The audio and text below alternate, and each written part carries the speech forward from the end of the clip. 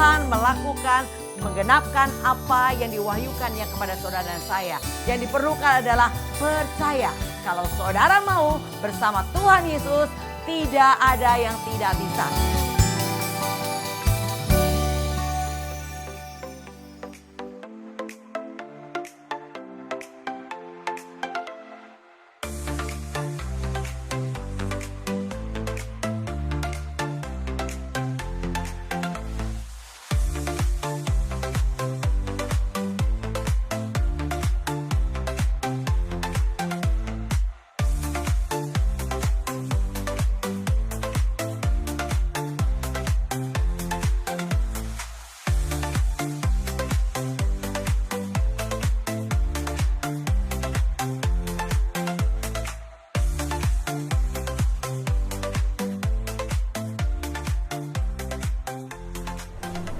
Shalom sahabat Penobos, jangan jumpa kembali bersama GOB Generation of Breakthrough. Hari ini saya akan membawakan satu tema, Kristus pusat iman kita. Sebelumnya mari kita satukan hati kita berdoa.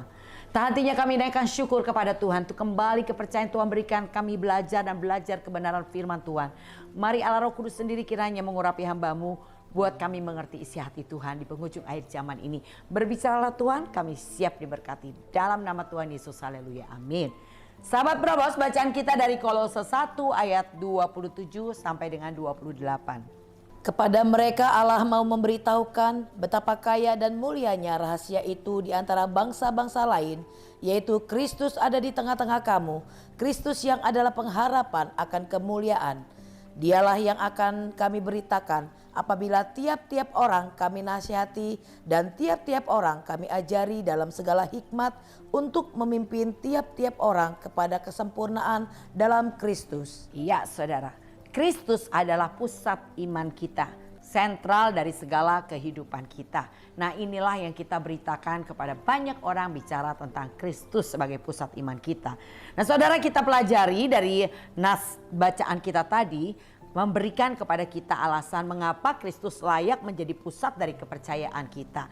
Saudara, kita baca di dalam Kolose 1 di ayat ke-24-nya. Sekarang aku bersukacita bahwa aku boleh menderita karena kamu dan menggenapkan dalam dagingku apa yang kurang pada penderitaan Kristus untuk tubuhnya, yaitu jemaat. Ya saudara, itu yang Paulus katakan kepada jemaat di Kolose, bahwa Paulus bersukacita. Kenapa? Karena boleh menderita karena pelayanannya kepada jemaat-jemaat Tuhan. Dan itu menggenapkan dalam dagingku apa yang kurang pada penderitaan Kristus untuk tubuhnya, yaitu jemaat.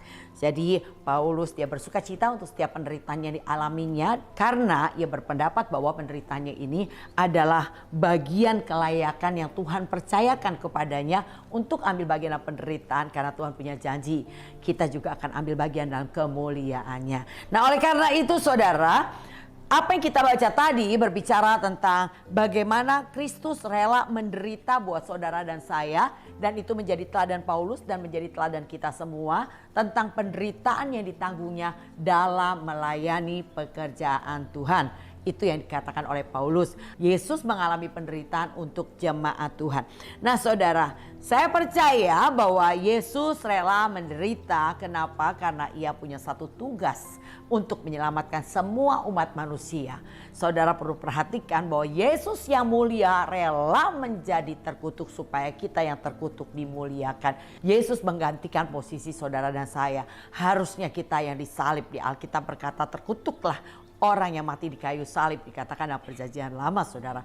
Dan Yesus mengambil bagian kutuk itu agar kita yang terkutuk boleh dimuliakan. Jadi saudara, kita belajar di sini bahwa apa yang dialami oleh Yesus itu membawa kita pada keselamatan jiwa kita. Jadi penderitaan kekal yang harusnya menjadi bagian kita telah dihapus melalui kematiannya di kayu salib, membuat kita memperoleh jaminan keselamatan.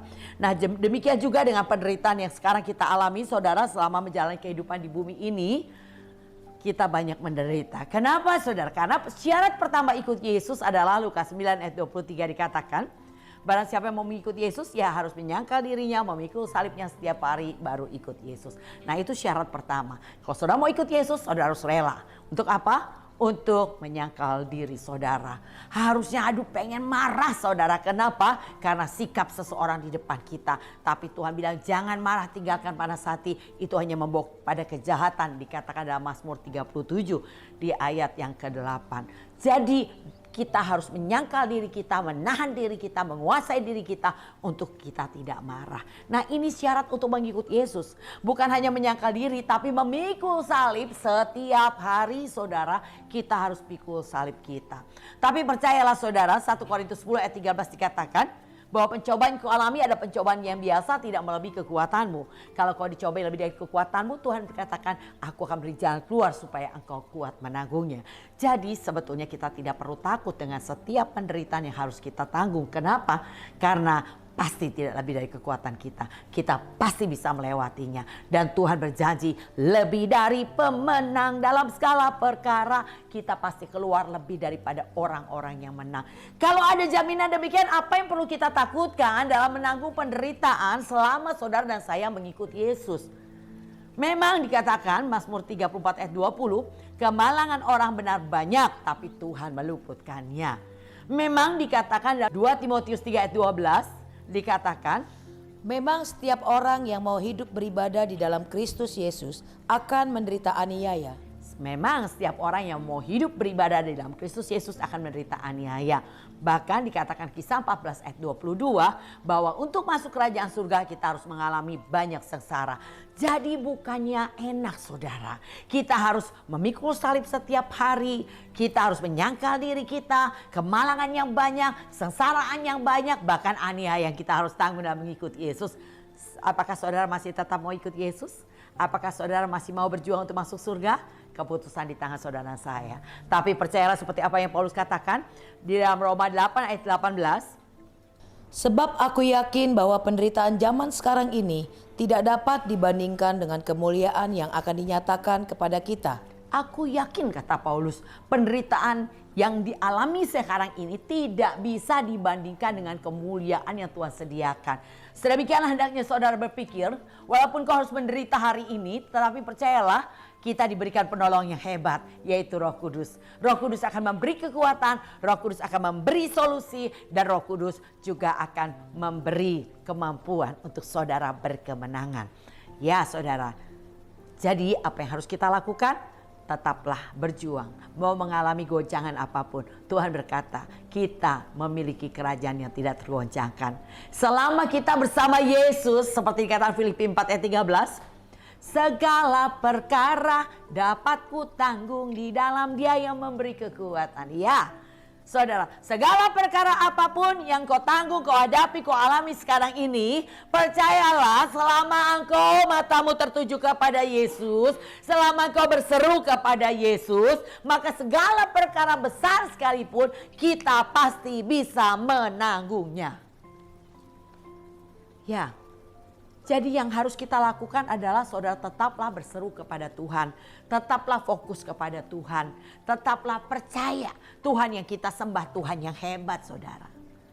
Daud kenapa dia berani untuk berhadapan dengan Goliat? Kalau pasukan Israel lainnya ketika Goliat maju mereka mundur saudara. Padahal pasukan yang gagah perkasa. Tapi Daud yang kecil imut-imut kemerahan saudara.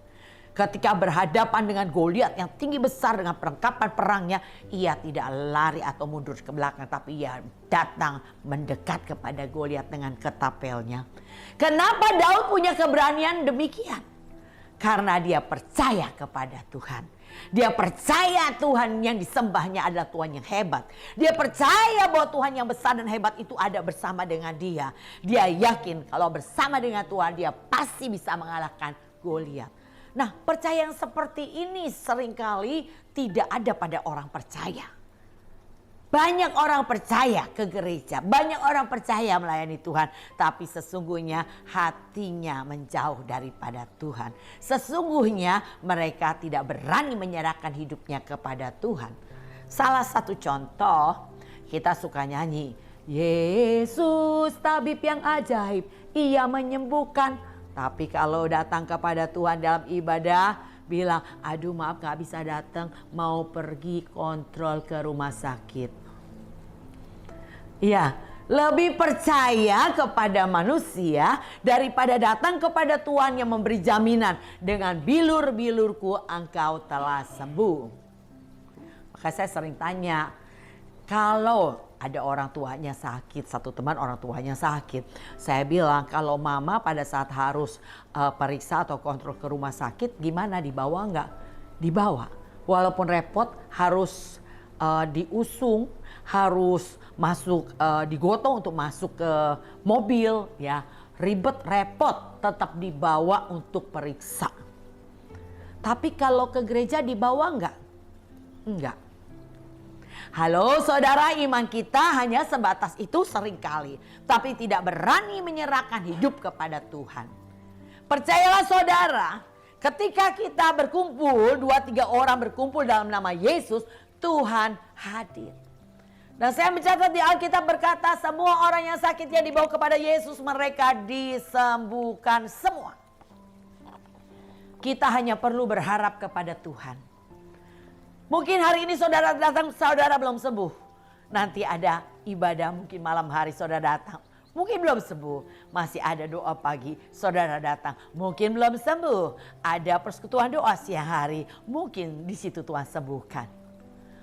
Dan saya percaya apa dikatakan di dalam Alkitab, pengharapan di dalam Tuhan tidak mengecewakan. Satu hari kau pasti menerima kesembuhan. Kaki saya agak kaku ya saudara ya. Dan saya menantikan kesembuhannya daripada Tuhan. Saya takut bolos dalam setiap pertemuan ibadah. Karena takutnya pada saat saya bolos, di situ Tuhan sebetulnya mau sembuhkan saya. Jadi saya nggak jadi menerima kesembuhan itu. Dan itu sama sekali tidak saya mau alami saudara. Dan saya tidak mau mengalami hal yang demikian. Jadi saya terus bertekun, saya selalu hadir karena saya menaruh pengharapan kepada Tuhan. Saya bilang kalau orang lumpuh saja bisa berjalan, apalagi saya masih bisa berjalan, saya pasti bisa dibuat Tuhan berlari. Dan itu adalah pengharapan yang dilakukan saudara. Dan saya percaya pengharapan itu tidak akan mengecewakan ketika kita berharap bersama Tuhan. Nah saudara, kita lihat di sini kenapa Yesus menjadi pusat dari kepercayaan kita. Ya, karena melalui Yesus kita diselamatkan. Karena melalui pengorbanan Tuhan, Ia yang mulia rela jadi kutuk supaya kita yang terkutuk, kita boleh dimuliakan. Jadi layaklah Yesus menjadi pusat iman kita. Karena Dia juga Tuhan yang menjawab setiap doa dan seruan kita. Yang kedua saudara, seperti tadi kita baca di ayat 28 Kolose 1. Dialah yang kami beritakan, apabila tiap-tiap orang kami nasihati dan tiap-tiap orang kami ajari dalam segala hikmat untuk memimpin tiap-tiap orang kepada kesempurnaan dalam Kristus. Ya saudara, Kristus menjadi tujuan iman kita. Ya, jadi Kristus menjadi tujuan iman kita. Itulah yang diberitakan oleh Paulus. Ia memberitakan kepada jemaat yang dilayaninya bahwa Yesus itu adalah pusat. Yesus adalah segalanya. Yesus adalah sumbernya saudara. Jadi pemberitaan Injil, khotbah, pengajaran dan lain-lain seharusnya berpusat kepada Kristus. Karena yang kita beritakan adalah Yesus Allah yang hidup. Dia yang sanggup menolong, Dia menyelesaikan setiap masalah kita. Dan Dia Tuhan Allah yang berbicara kepada kita, yang menuntun setiap langkah kita. Kalau saudara bisa mengenali Dia secara pribadi melalui pengalaman hidup saudara, saudara pasti akan kagum. Saudara akan terharu sama Tuhan. Betapa hebat Tuhan yang kita sembah. Asal kau mau terus menerobos setiap rintangan untuk tetap mencari Tuhan. Karena Tuhan punya janji saudara. Carilah aku maka engkau akan hidup, janji Tuhan. Di mana kita mencari Tuhan? Dalam pertemuan 2-3 orang berkumpul, di situ Tuhan hadir. Mari datang saudara, hadir. Ada Tuhan di sana. Dan ketika Tuhan hadir, Dia tidak pernah hadir dengan tangan hampa. Dan saudara perlu ngotot. Kenapa saudara? Karena kita menantikan seperti yang dikatakan, hatiku tergerak oleh belas kasihan. Itu yang dikatakan oleh Yesus. Kepada orang banyak yang dikatakan dalam Markus 8. Ya, kita buka dalam Markus 8 ayat ke-1 dan 2. Pada waktu itu ada pula orang banyak di situ yang besar jumlahnya. Dan karena mereka tidak mempunyai makanan, Yesus memanggil murid-muridnya dan berkata, "Hatiku tergerak oleh belas kasihan kepada orang banyak ini. Sudah 3 hari mereka mengikuti aku dan mereka tidak mempunyai makanan. Ayat ketiga. Dan jika mereka kusuruh pulang ke rumahnya dengan lapar, mereka akan rebah di jalan sebab ada yang datang dari jauh." Saudara perhatikan apa yang membuat hati Tuhan tergerak oleh belas kasihan. Karena melihat orang banyak yang mengikut Yesus. 3 hari 3 malam mereka mengikut Yesus dan mereka gak punya makanan. Bahkan sampai dikatakan kalau aku suruh pulang ke rumahnya dengan lapar, mereka bisa rebah di jalan. Artinya lapar yang amat sangat nih saudara. Ya, mereka bisa rebah di jalan. Ini yang membuat hati Tuhan tergerak oleh belas kasihan. Betapa ngototnya orang banyak ini untuk mengikuti Yesus. Dan saudara tahu apa yang membuat orang yang 12 tahun pendarahan itu mengalami kesembuhan. Karena ngototnya ketika ia melihat begitu banyak orang dan dengan tubuh yang sangat lemah, dia harus melewati kaki orang banyak untuk mencapai puncak jubah Yesus. Inilah ngototnya wanita pendarahannya membuat wanita pendarahan ini mengalami kesembuhan. Jadi ternyata setiap proses kehidupan saudara itu adalah ujian.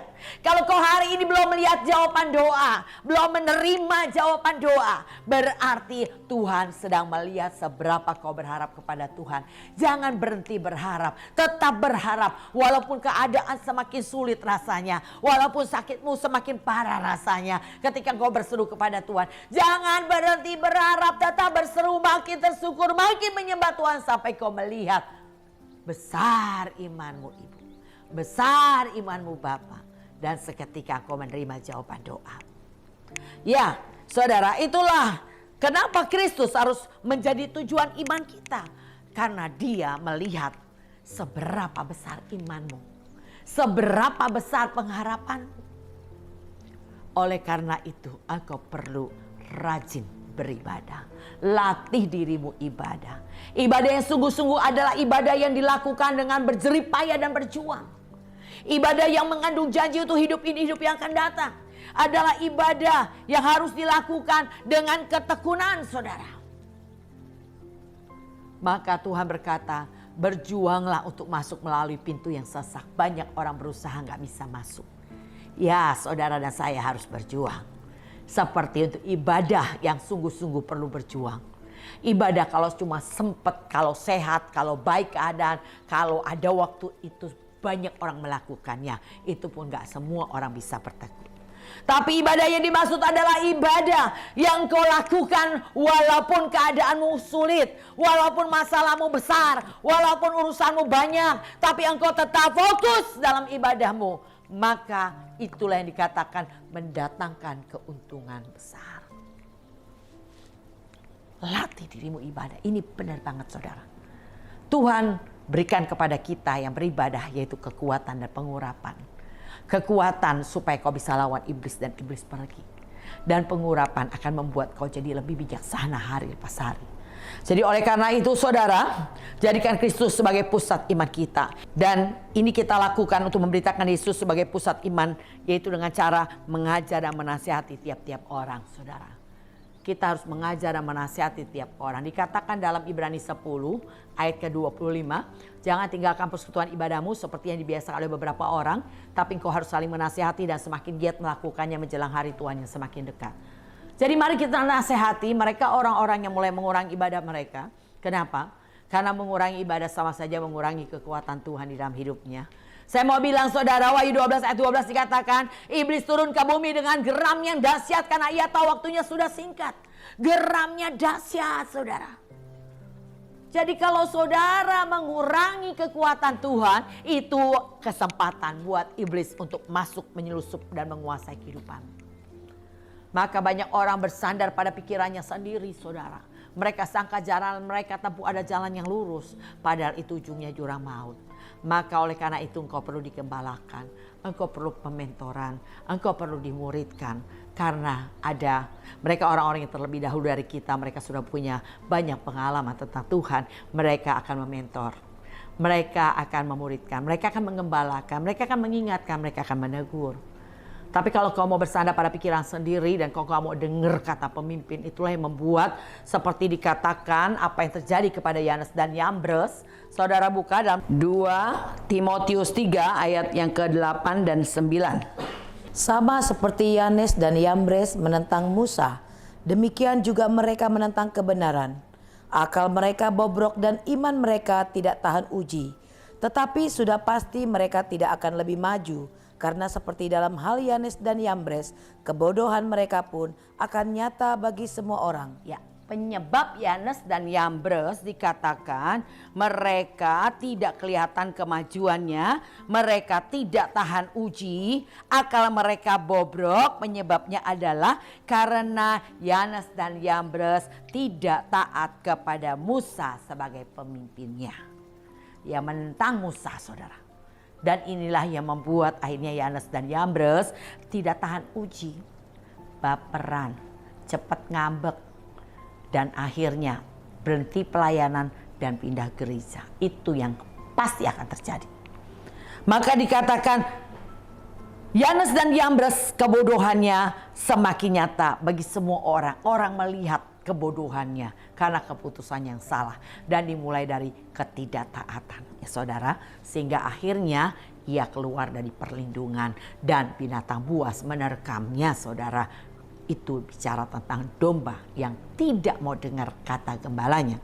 Jadi oleh karena itu, saudara, mari kita belajar nurut-nurut aja. Dimanapun kau ditempatkan, percayalah pemimpin tidak ada yang datang dengan keinginannya sendiri. Tetapi dikatakan seorang pemimpin Tuhan yang memilih mereka, mempercayakan mereka untuk memimpin sebagai pemimpin-pemimpin rohani. Kalau pemimpinnya nggak benar gimana? Itu bukan urusan saudara, itu urusannya Tuhan. Karena Tuhan yang memilih mereka dan Tuhan yang punya hak untuk menghukum, untuk mencabut. Tuhan yang punya otoritas. Bagian saudara dan saya tetap taat kepada firman. Bagian saudara adalah tetap bertahan. Mazmur 37 ayat 3 dikatakan, percayalah kepada Tuhan, lakukanlah yang baik, tinggallah di negeri dan berlakulah setia. Jadi oleh karena itu Tuhan sedang melatih kita hari-hari ini. Kalau kau cari gereja yang tidak ada proses, engkau sedang menemukan gereja setan. Tapi saudara, gereja Tuhan pasti ada namanya proses. Karena Apolos menyiram, Paulus menanam, dan Tuhan yang memberi pertumbuhan. Dan satu cara pertumbuhan dikatakan dalam 2 Timotius 3 ayat 10 di perikop di atasnya berkata, iman bertumbuh dalam penganiayaan dan pembacaan kitab suci. Imanmu akan bertumbuh kalau kau bisa menghadapi aniaya tepat seperti apa kata kitab suci. Maka imanmu pasti bertumbuh. Tapi seringkali banyak orang lari dari proses. Gak mau dibentuk, gak mau digesek, gak mau diasah. Akhirnya mereka tidak bertumbuh dalam iman kepada Tuhan. Engkau hanya perlu menghadapi. Dan mari hari ini kita mengambil komitmen. Tidak ada kata mundur. Tidak ada kata menyerah. Yang ada maju terus. Karena waktu terdekat dengan kita hari ini adalah rapture, pengangkatan orang percaya. Persiapkan diri saudara, bertekun di dalam melayani pekerjaannya, bertekun dalam panggilannya, dan selesaikan sampai tuntas. Bertahan di tengah ujian, cobaan, goncangan. Karena kita memiliki kerajaan yang tidak tergoncangkan, saudara. Kalau jalanmu benar, maka jalanmu adalah jalan yang membuat engkau tidak tergoncang. Walaupun digoncang seperti apapun, engkau tidak tergoncang. Engkau hanya perlu bertahan. Ya, yang ketiga saudara, mengapa Yesus menjadi pusat iman kita, mengapa Yesus menjadi pusat dari kepercayaan kita adalah Kristus menyatakan kuasanya di ayat 29. Mari kita baca. Itulah yang kuusahakan dan kupergumulkan dengan segala tenaga sesuai dengan kuasanya yang bekerja dengan kuat di dalam aku. Ya, Kristus adalah pusat iman. Kenapa? Yang memiliki otoritas atas segala sesuatu. Seperti apa yang dikatakan dalam Matius 28 ayat 18. Yesus mendekati mereka dan berkata, kepadaku telah diberikan segala kuasa di surga dan di bumi. Ya, Tuhan memiliki kuasa di surga dan di bumi. Dan kuasa itulah yang kemudian diberikan Tuhan kepada setiap orang percaya ketika Roh Kudus dicurahkan. Ada kuasa yang hebat sehingga orang percaya seharusnya dia tidak pernah berkata tidak bisa. Kalau saya mau bersama Tuhan Yesus, saya pasti bisa. Bahkan bukan hanya melakukan perkara kecil, tapi bersama Yesus lakukan perkara besar. Bersama Yesus tidak ada yang sukar. Yes, bersama Yesus kita akan lakukan perkara besar. Dan tidak ada yang sukar, dan pasti ada jalan keluar untuk setiap masalah saudara. Jadi oleh karena itu saudara, percayalah kuasanya yang hebat ada bersama saudara dan saya. Ingat, ada hari di mana Roh Kudus diangkat dan orang-orang kudusnya pun terangkat. Apa yang terjadi buat yang tertinggal? Mereka akan mengalami masa kesusahan besar. Dikatakan Matius 24 ayat 21, aniaya yang dahsyat, yang tidak pernah ada dulu sekarang dan tidak pernah ada lagi. Itu yang akan terjadi. Oleh karena itu berjuanglah hari ini saudara selagi masih ada kesempatan. Sangkakala terakhir belum terdengar. Ini kesempatan untuk kau berjuang jadi murid yang excellent. Jadi murid yang the best. Beri yang terbaik agar kau bisa masuk jalur undangan khususnya Tuhan. Rapture, jalur undangan khusus. Di mana kau tidak akan diseleksi lagi, gak akan diuji lagi, kita pasti masuk surga. Tapi kau harus menjadi murid yang excellent. Gereja lokal saudara adalah sekolah kehidupan. Dan segala aktivitas di gereja lokal itu mata pelajarannya saudara harus ikuti. Ikuti dengan maksimal. Kalau kerja gimana? Ada sekolah malam. Juga bisa jadi sarjana saudara. Ikuti aktivitas malam atau pagi sebelum kau bekerja. Datang. Cari Tuhan. Percayalah janjinya engkau akan hidup. Jadi oleh karena itu saudara, kuasa yang diberikan oleh Tuhan kepada kita orang percaya ini memberi keberanian untuk kita bersaksi dan mengusahakan serta bergumul untuk tugas dalam pekerjaan Tuhan dengan maksimal. Dan kita hanya bisa lakukan karena ada Roh Kudus. Dia dikatakan dalam Filipi 2 ayat 13, segala pekerjaan dan kemauan datangnya dari Tuhan. Tuhan yang menaruhkan satu semangat untuk kita bekerja, melakukan ini dan itu, mempunyai keinginan ini dan itu, dan semua itu ditaruhkan oleh Tuhan. Maka seperti katakan, Tuhan menetapkan langkah-langkah orang yang hidupnya berkenan. Ya, Tuhan akan menetapkan langkah-langkah saudara dan saudara akan kagum dan terheran. Tidak ada yang namanya kebetulan di dalam Tuhan, tapi Tuhan mengaturnya untuk memberikan segala yang baik buat saudara dan saya. Puji Tuhan, Tuhan Yesus memberkati saudara. Tetap jadikan Yesus sebagai pusat iman kita, jangan yang lain. Dan percayalah, Yesus adalah sumber. Dia akan menolong dan menyelesaikan setiap perkara saudara. Saya akan berdoa buat sahabat penerobos yang mungkin hari ini kau bimbang, mungkin hari ini kau putus asa dan berpikir untuk mundur karena begitu banyak ujian percobaan kau hadapi. Hari ini putuskan. Tidak ada kata mundur, tidak ada kata menyerah. Sedikit waktu lagi kita sudah sampai garis finish. Saudara, angkat tanganmu, saya akan berdoa. Bapa, saat ini hamba berdoa untuk setiap sahabat penerobos yang kalau hari ini dalam keadaan hampir-hampir mengundurkan diri, hampir-hampir putus asa. Mari saat ini bangkitkan rohmu atas mereka. Untuk kembali mereka bersemangat untuk berjuang. Terus mengikut Tuhan dengan sungguh-sungguh sampai Tuhan memanggil atau mengubah kami dalam tubuh kemuliaan. Dalam nama Tuhan Yesus, haleluya, amin. Demikian sahabat penerobos, biarlah tetap semangat untuk belajar dan belajar. Silakan saudara catat nomor di bawah ini, katakan saya rindu untuk bergabung dalam komunitas pemuritan GOB. Saya akan kasih link Zoom buat saudara dan biarlah kita menjadi murid yang sungguh-sungguh belajar sampai garis finish. Tetap memiliki iman di muka bumi. Tuhan Yesus memberkati. Salam GOB.